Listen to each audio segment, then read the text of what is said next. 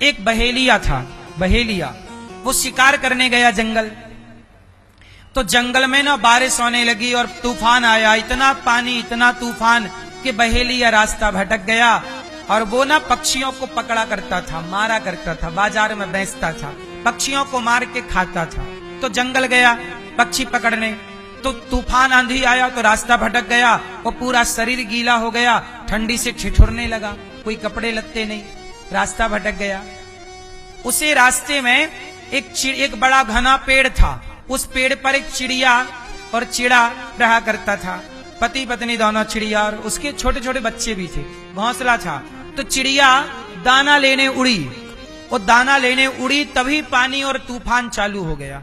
वो चिड़िया जब लौटी तो तूफान के चपेट में आ गई और वो चिड़िया धड़ाम से गिर गई। वो गिरी कहां? जहां बहेलिया गिरा, बहेलिया गिरा वहीं चिड़िया गिर गई। तो बहेलिया ठिठुर रहा था थर थर, लेकिन चिड़िया को देखा तो उसने चिड़िया को उठाया और पिंजरे में डाल लिया। पिंजरे में पड़ी चिड़िया, अब वो ठिठुरता ठिठुरता कहां जाए। संयोग से वो एक बड़े विशाल पेड़ की छांव में आके बैठा, ठिठुर रहा था। अब चिड़िया, रात हो गई, चिड़िया लौटी नहीं, तो चिड़िया के पति उस घोंसले में बैठा बैठा बोला, हे भगवान, मेरी पत्नी, मेरी चिड़िया कहां चली गई, अभी तक नहीं लौटी, लगता है इस तूफान ने मेरी पत्नी के प्राण ले लिए। रोने लगा बेचारा, बहुत दुखी हुआ। तब उसकी पत्नी घोंसले से बोली, स्वामी मैं यहां हूं, मैं मरी नहीं, लेकिन एक बात बताओ, ये बहेलिया अपने द्वार पे आया है, अपन इस पेड़ पर रहते हैं और आज इस पेड़ की छांव पे ये बहेलिया है, जरा इससे पूछो कि इसको क्या जरूरत है, क्योंकि ये द्वार पे अतिथि आया है ना, इसको कुछ खाना पीना दो। तो बोले हम गृहस्थ, देखो चिड़िया बोली मैं गृहस्थ हूं, और गृहस्थ का धर्म है कि द्वार पे कोई आए, ये महाभारत में लिखी कहानी, हमारे देश के पक्षी भी गृहस्थ धर्म का पालन करते थे। चिड़िया बोली अपने पति से कि स्वामी जरा इससे पूछो। तो रात थी, ठिठुर रहा था, तो बहेलिया से चिड़िया के पति चिड़ा ने पूछा कि भाई तुम्हें क्या चाहिए। बोले भैया मैं बहुत ठिठुर रहा हूं, यदि मुझे थोड़ा आग मिल जाए, क्योंकि सब गीला है, आग कहां से। तो चिड़ा बोला मैं अभी आता हूं। चिड़ा उड़ा, पास में एक गांव था, तो गांव में एक भट्टी थी, कोई लोहार का घर था, तो भट्टी से ना आधी जलती लकड़ी, जलता हुआ हिस्सा छोड़ के जो लकड़ी थी वो चोंच से दबा के ले आया, आधी लकड़ी ठंडी थी, लाया और छोड़ दिया, उसे आग मिली, कोई जल ना रहा तो उसने अपना घोंसला काट दिया। बोले हमारा घोंसला सूखा है, इससे ऐसे ऐसे करो तो आग लग जाएगी। आग लगी तो जैसे तैसे इकट्ठी लकड़ियां की आग लगी, सेका। बहेलियों को बोला भैया बहुत अच्छा लग रहा है, अब ठंडी मिट गई, लेकिन भूख लगी है। तो चिड़ा पक्षी बोला कि आपको भूख लगी है, लेकिन देखो हम लोग तो कोई अन्न का संग्रह करते नहीं, पक्षी हैं, दाना लेने जाते हैं, खा के आ जाते हैं, हमारे पास कोई रखा हुआ नहीं है कि हम आपको कुछ खिलाएं। तभी चिड़िया के उस पति ने बोला चिड़ाने कि ये बताओ तुम तो मांस खाते हो ना।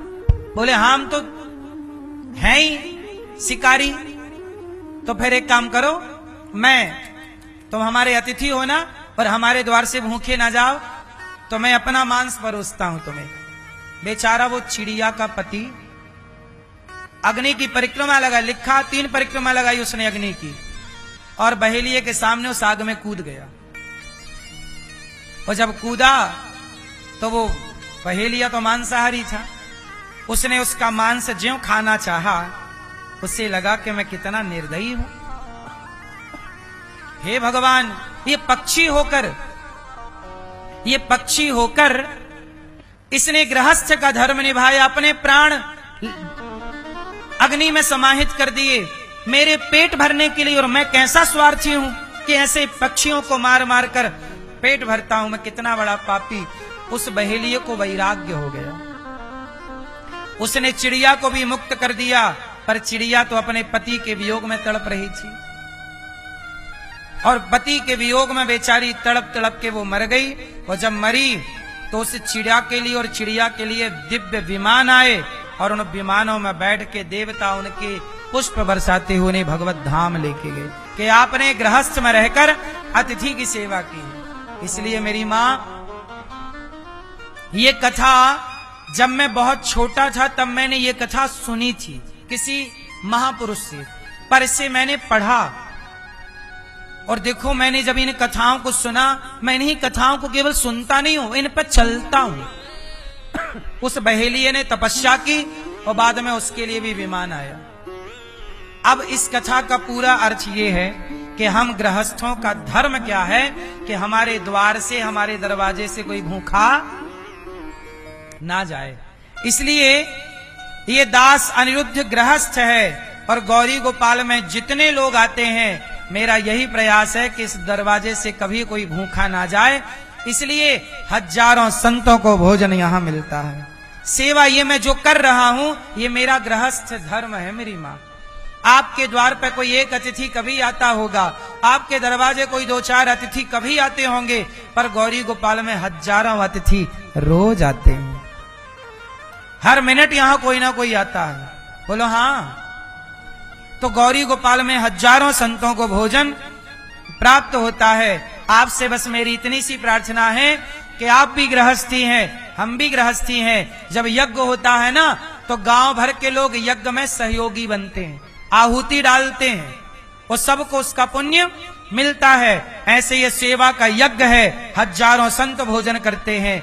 आप भी इस यज्ञ में सहयोग की आहुति डालकर एक दिन का भोजन, आप भी आज एकादशी है, अन्न दान करके अपने माता, अपने पिता, अपने पूर्वजों के नाम से एक दिन का अन्न क्षेत्र बंटवाकर पुण्य के भागीदार बनिएगा।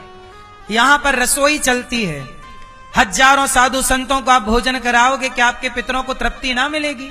जब यहां संत भोजन करेंगे, हजारों साधु को भोजन मिलेगा, क्या आपके पितर इन संतों के और साधु जो दिन रात भजन कर रहे हैं, ऐसे साधु महात्मा भोजन करेंगे, आपकी रोटी खाएंगे, तो आपको कितना पुण्य की प्राप्ति होगी।